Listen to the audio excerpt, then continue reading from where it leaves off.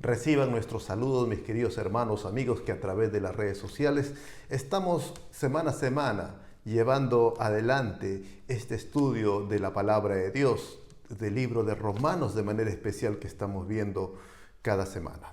En el capítulo anterior, capítulo 14, hemos visto que el apóstol Pablo inició un tema de cómo tratar los conflictos entre hermanos en la iglesia. De manera especial había un conflicto entre los creyentes o hermanos judíos con los creyentes o hermanos no judíos o gentiles. Es algo que nos debe llevar a nosotros también a pensar de cómo tratar, la importancia de tratar estos problemas que se presentan hoy en día dentro de la iglesia cristiana, entre hermanos de la misma congregación o a veces de diferentes denominaciones o congregaciones sobre aspectos como los que había en el tiempo de Pablo, en la iglesia de Roma, sobre, por ejemplo, entre judíos y gentiles. ¿Cuáles eran los asuntos que estaban generando conflicto? Era el asunto, por ejemplo, sobre los días de guarda. Los creyentes judíos estaban acostumbrados a guardar todavía el día de reposo, el día sábado. No lo hacían para ganarse o preservar su salvación. Lo hacían porque pensaban que de esa manera estaban agradando a Dios. Lo de la salvación estaba ya saldado, ya estaba entendido. No es como en el caso de otras iglesias, por ejemplo la iglesia de Gálatas, cuando escribe la carta a los Gálatas o a los hermanos de Colosenses. En ellos había un problema, que estaban siendo influenciados por falsos maestros, por judaizantes, de que les exigían a la iglesia abstenerse de comer ciertos alimentos o ciertas bebidas. Por eso el apóstol Pablo, cuando trata este tema de comidas, fiestas, días de guarda, tradiciones o costumbres, es enérgico en los libros de Gálatas y Colosenses, ¿no?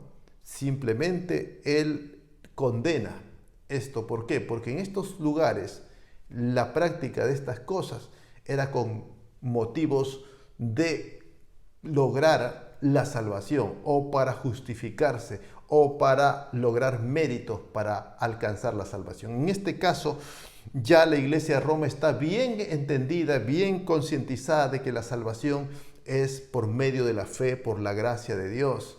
Entonces los hermanos en Roma no están discutiendo porque si se salvan o no se salvan por guardar el día sábado o por comer ciertos alimentos o no. Ellos están más viendo en cómo agradar a Dios, en su afán de agradar a Dios en todo lo que hacen. Esa es la situación. Por eso Pablo es un poco más conciliador aquí, es un poco más sabio en el sentido que invita a los hermanos, los anima, los exhorta a aceptarse tal como son y a no criticarse por cosas que son más que todo opiniones o pareceres de cómo personalmente consagrarse a Dios o agradar a Dios. Y en este sentido, pues, ya en el capítulo 15, versículo del 1 hacia el 13, todavía va a seguir tratando ese tema. Y es lo que vamos a ver todavía el desenlace de este asunto, de este conflicto entre judíos y gentiles, que muy bien puede ser el caso de cualquier conflicto que puede darse en la iglesia de hoy por cuestiones de costumbres, de tradiciones o formas. Muy bien, para eso vamos ya al capítulo 15, versículo 1, dice así la palabra del Señor. Así que los que somos fuertes debemos soportar la flaqueza de los débiles y no agradarnos a nosotros mismos. Gloria al Señor, ¿no? Ya Pablo habría tratado en el capítulo 14, ¿no?, que los fuertes eran aquellos que no se hacían problemas por comer o no comer ciertos animales. Y en el grupo de los débiles estaban aquellos que tenían ciertos prejuicios por comer esta carne si había sido tal vez ofrendada a algún ídolo, o por comer ciertas comidas que ellos consideraban inmundos, ciertos animales.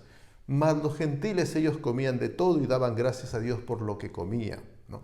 Pero los judíos todavía, judíos cristianos hablamos aquí, judíos ya evangelizados y practicando ya el cristianismo. Ellos tenían ciertos prejuicios producto de su enseñanza y su formación, años que llevaba este pueblo. Aparte que es un aspecto religioso, es parte de su identidad del pueblo judío, de su religión misma y de su cultura. Bien, entonces ante estas situaciones, Pablo identifica como los fuertes en la fe a los gentiles y él se identifica con ellos ¿Para qué? Para demandarles mayor responsabilidad en su conducta, en su accionar para con los hermanos judíos o los hermanos débiles en este caso, ¿no? El que es fuerte en la fe debe cuidar al débil. El que es fuerte en la fe debe procurar el crecimiento, la madurez espiritual de aquel débil en la fe. Por eso dice así que los que somos fuertes debemos soportar las flaquezas de los débiles. Soportar no se refiere a un soportar con incomodidad, con molestia. No, se refiere a un sobrellevar, a un ayudar a llevar la carga, el peso. En otras palabras, tenía que ver con ayudar a los hermanos judíos a poder crecer espiritualmente. Si los hermanos gentiles, que no tenían esos prejuicios sobre comidas, fiestas o leyes ceremoniales, ya no tenían esos prejuicios, debían ayudar de una manera amorosa, de una manera paciente a los hermanos judíos a poder superar esta situación de inmadurez espiritual o inmadurez en la fe, mejor dicho, ¿no? Y ya como conclusión de esa exhortación del versículo 1 viene el versículo 2, que dice lo siguiente, escuche usted, cada uno de nosotros agrade a su prójimo en lo que es bueno para edificación. Amén. Entonces, eso soportar la flaqueza de los débiles era agradarles o hacerles sentir bien, no hacerlos sentir mal, no pisotearlos, no maltratarlos, sino hacerlos sentir bien, pero con un propósito, con el propósito de que sea para edificación. Aquí debe quedar claro que el fin no es soportar ni agradarle al hermano en sí. Si vamos a soportar la carga con mi hermano, si voy a sobrellevarlo, si aún más voy a evitar hacerlo sentir mal y voy a tratar de agradar en todo, pero todo lo que sea bueno para su madurez, para su edificación. ¿Entendemos? Entonces no es cuestión de agradar a los hermanos para simplemente agradarles. No, tiene un propósito, un fin. ¿Cuál es el fin? Es edificación, crecimiento, madurez espiritual. Gloria al Señor. Aquí el apóstol Pablo hace una diferenciación en cuanto a su lenguaje. Dice agradar a su prójimo. Usa esa palabra, agradar al prójimo, a diferencia de la palabra que usa en otros textos, agradar a los hombres. Agradar al prójimo aquí en este texto se refiere a ayudar a nuestro hermano, ¿no? Ayudarle a no hacerlo sentir mal, a poder sobrellevarle, pero con un fin, que pueda crecer espiritualmente, que pueda madurar espiritualmente. Contrario a agradar a los hombres, que tiene que ver con congratularse, no con los hombres, no transar con los hombres en cosas contrarias o en cosas que van contra la voluntad de Dios, contra lo bueno que Dios establece en su palabra. Y eso no es. Amén. Entonces quedamos claro con esta situación, ¿sí? Ya en el versículo 3 vamos a pasar ahora donde dice el 3 hacia el 4, dice así lo siguiente, escuche por favor, porque ni aun Cristo se agradó a sí mismo, antes bien, como está escrito, los vituperios de los que te vituperaban cayeron sobre mí, dice, porque las cosas que se escribieron antes para nuestra enseñanza se escribieron, a fin de que por la paciencia y la consolación de las Escrituras tengamos esperanza. Bendito sea el Señor. Amén. Gloria a Dios. Y aquí ya cuando nos dice, porque ni aun Cristo se agradó a sí mismo, está poniendo como ejemplo motivador para los creyentes a Jesucristo, ¿no? Jesucristo, y aquí menciona las Escrituras, mire, menciona Salmo 69, 9, la segunda parte del versículo 9 del Salmo 69 lo menciona aquí. Pero eso lo toma el Salmo 69 de manera profética para hablarnos de Cristo. Cristo dejó toda comodidad por hacer la voluntad del Padre. Cristo dejó su trono de gloria, dejó su posición de Dios, renunció a ello para hacerse hombre, para hacerse pecador por nosotros y morir en la cruz en nuestro lugar. Él jamás se agradó a sí mismo, sino todo lo hizo por amor a nosotros, por amor al Padre y por amor a nosotros. Por eso dice, porque ni aun Cristo se agradó a sí mismo, antes bien, como está escrito, los insultos, los vituperios de los que te vituperaban cayeron sobre mí, ¿no? Entonces Cristo llevó nuestra carga, llevó nuestros pecados por nosotros, ¿no? Y pone algo de por medio aquí, las Escrituras. Son las Escrituras las que nos van a dar esperanza, son las Escrituras las que nos consuelan y fortalecen nuestro carácter cristiano. Si bien es importante los ejemplos de los hermanos, los testimonios, pero tiene que quedar claro algo.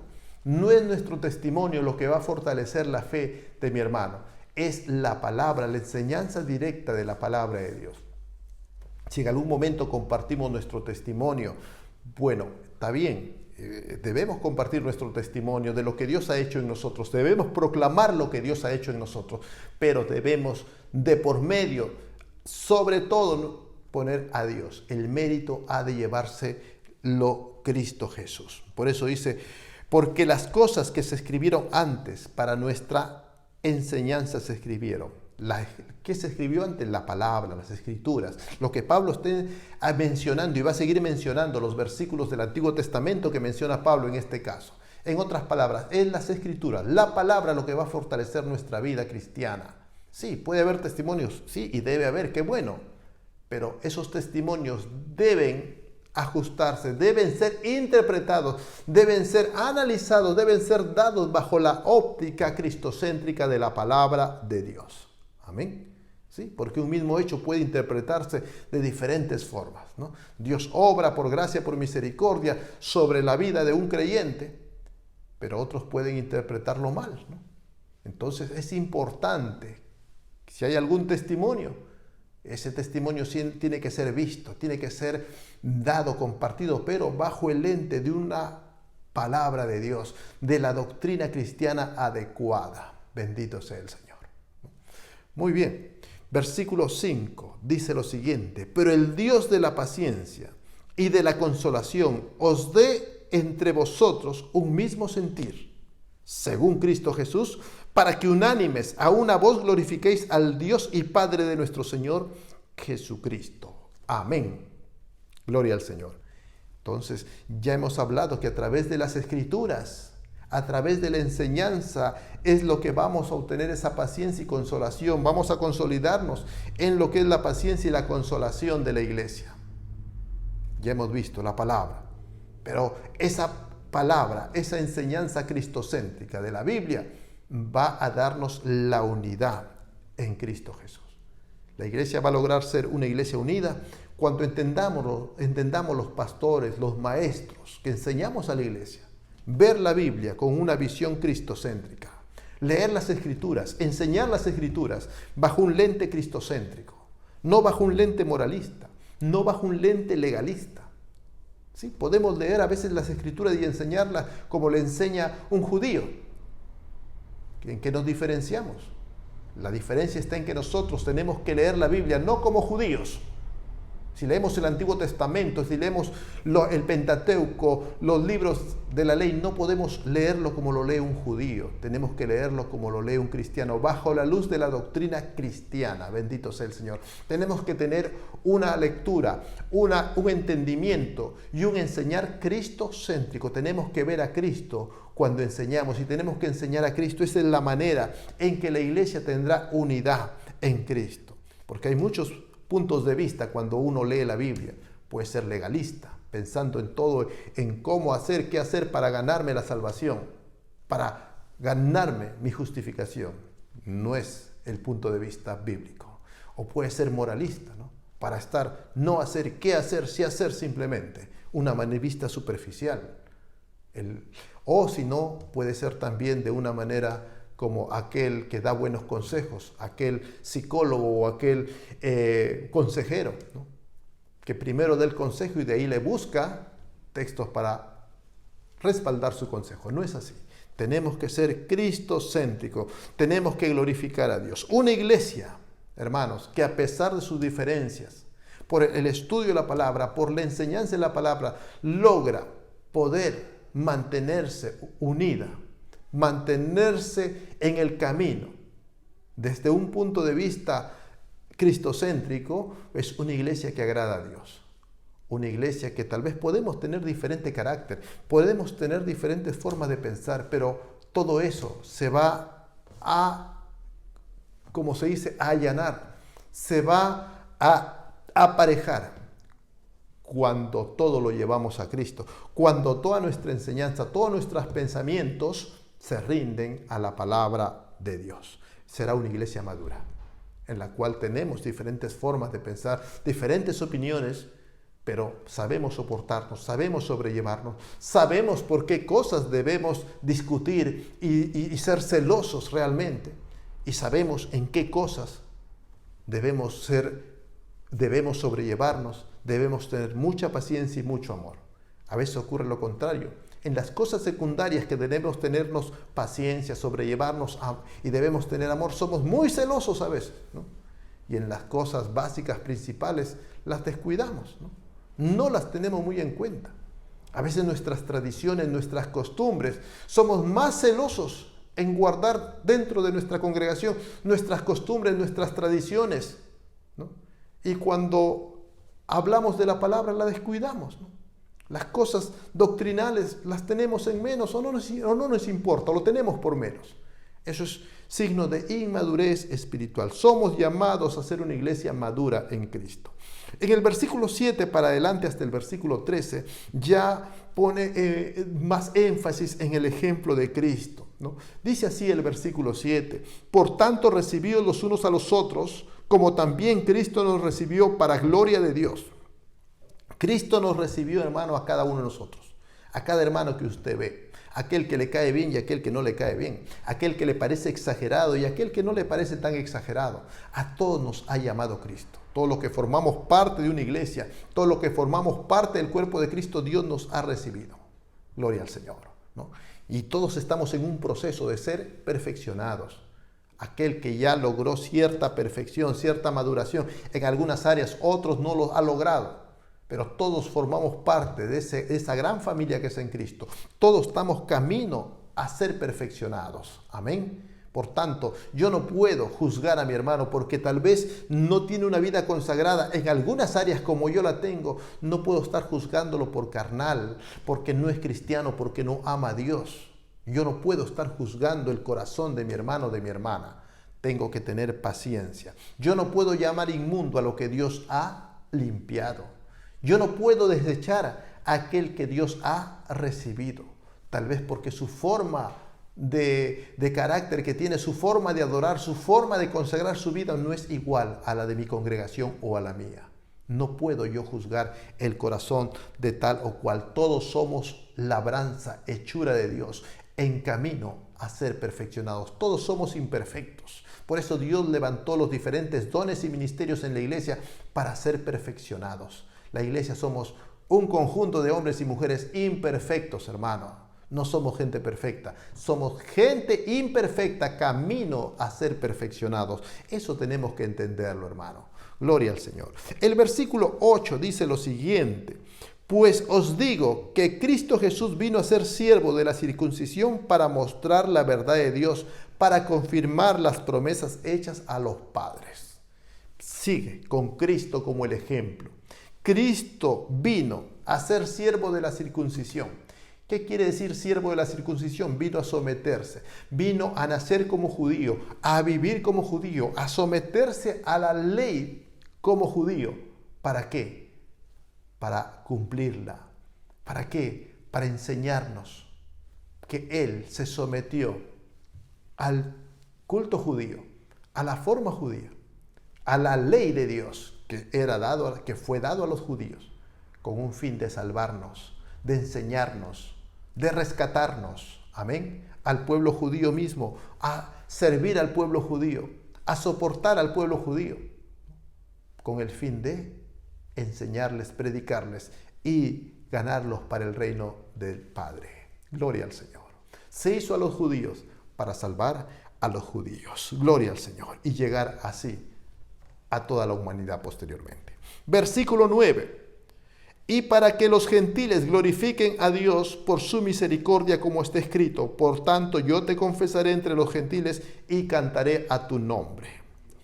Él vino a someterse a la ley en el pueblo judío, con el fin de que los gentiles glorifiquen a Dios, con el fin de que los gentiles también puedan formar parte de la iglesia de Dios, del pueblo de Dios. Y aquí es lo que va a poner énfasis en los siguientes versículos, que Cristo vino a salvar tanto a judíos como a gentiles. Él va a poner énfasis que la salvación para los gentiles no fue un plan de última hora, no fue porque los judíos lo rechazaron y él recién miró a los gentiles, no fue un plan B, no fue un plan de contingencia ante la falla de su primer plan, no, de ninguna manera.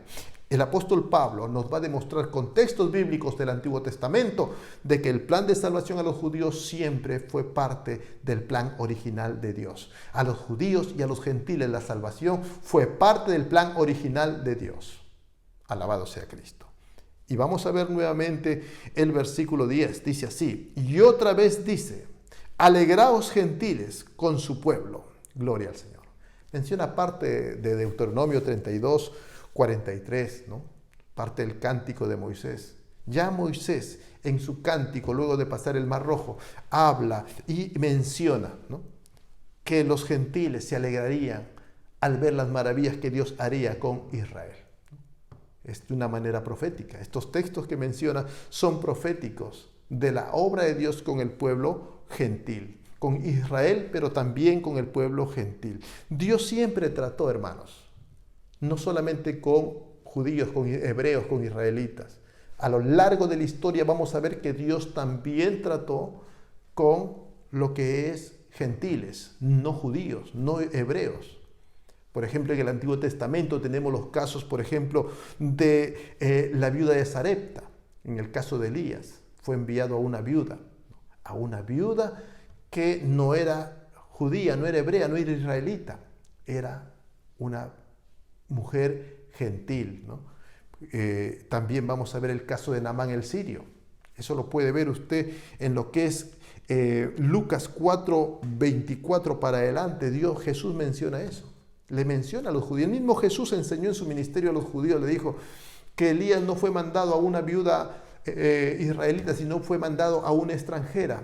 Cuando Elías estaba pasando por un tiempo de hambre, fue enviado. Dios lo mandó a la casa de una viuda a refugiarse y a poder ser sustentado. Y esa viuda no era israelita, era gentil. Gloria al Señor. Dios siempre trató con los gentiles. El capitán del ejército sirio, Naamán, el leproso, y fue a Israel a buscar sanidad por la mano del profeta. Dios trató tremendamente con este Naamán el sirio. Fue sanado de su lepra y él entregó su vida a Cristo, entregó su vida al Dios de Israel y se volvió un fiel creyente del Dios de Israel, ¿no? Y así vamos a ver, ¿no?, muchos casos como Ruth la Moabita, ¿no? La historia de Ruth la Moabita y el libro de Ruth, por ejemplo. Ruth no fue israelita, fue de Moab, gentil. Dios trató, la salvó y fue parte de lo que es la generación que dio lugar más adelante a nuestro Señor Jesucristo. Fue parte de la genealogía de Jesucristo. Rahab, la ramera de Jericó, una mujer gentil que también se convirtió a Cristo, se convirtió al Dios de Israel y fue parte del pueblo de Dios. Y vamos a ver muchos casos más. En el tiempo de Cristo, nuestro Señor Jesucristo predicó a un romano, sanó al criado de un centurión romano, ¿no?, al hijo de un capitán romano también, un soldado romano. Vamos a ver que Cristo liberó al endemoniado gadareno. El endemoniado gadareno vivía en un lugar, en un conjunto de ciudades que eran las ciudades de Decápolis, ¿no?, poblados, ¿no? Eran gentiles, no eran hebreos, no eran israelitas. Por eso es que criaban cerdos. Los judíos no crían cerdos. Pero ahí en Gadara, que era parte de las 10 ciudadelas que vivían ahí, eran gentiles. Decápolis se llamaba, pertenecía a Decápolis, Gadara. Entonces, ahí era el endemoniado gadareno, era un gentil, no era judío, no era hebreo. Entonces Dios libera al endemoniado gadareno, lo manda que proclame lo que Dios ha hecho en su vida. Más adelante, Jesús vuelve a esta región de Decápolis y miles salieron a recibirlo, a traer sus enfermos, a oír la palabra y ser sanados. Bendito sea el Señor, alabado sea Cristo, ¿no? Gloria a Dios, ¿no? También vemos, ¿no?, Cristo liberando a la hija de una mujer sirio-fenicia, ¿no? Jesús libera a la hija de una mujer sirio-fenicia, ¿no? Vamos a ver que Dios siempre estuvo ocupándose también de los gentiles. Entonces el plan de salvación a los gentiles no fue un plan de última hora, ¿no? Cuando Cristo ya sube a los cielos, le da, antes de irse el Señor Jesucristo, luego de su resurrección, le da la gran comisión, le dice a los judíos creyentes, a la iglesia, a los apóstoles, a los discípulos: id por el mundo y prediquen el evangelio a toda criatura. El que creyere y fuere bautizado será salvo. Dios le da que vayan a todas las naciones, pero ellos no fueron a todas las naciones. Dios tuvo que, en el libro de los Hechos vemos, tuvo que empujarlos a través de una persecución, ¿no? Tuvo que obligarlo a Pedro, a través de una visión, convencerlo de que vaya a la casa del centurión Cornelio a predicar la palabra. Él no quería ir, a pesar de que Jesús les había dicho: ir y predicar el evangelio a todas las naciones. Los judíos aún se rehusaban a predicar el evangelio a las naciones por causa de sus costumbres, por causa de sus leyes, de su conciencia, que todavía se sentían inmundos si conversaban con un gentil, si conversaban con un gentil o entraban a la casa de un gentil. Pero Dios mismo tuvo que empujarlo a Pedro a través de una visión y llevándolo a la casa de Cornelio y predicar el evangelio a todo un grupo o una familia gentil romana. Y es la sorpresa de Pedro y los demás judíos que el Espíritu Santo viene sobre esta familia gentil por primera vez y son llenos del Espíritu Santo. Bendito sea Cristo. Y Pedro dice, y los demás judíos: ahora entiendo que Dios no hace acepción de persona. Cuando ya Dios le había dicho, Cristo les había dicho cuando asciende a los cielos en la gran comisión: id y predicar el evangelio a todas las naciones.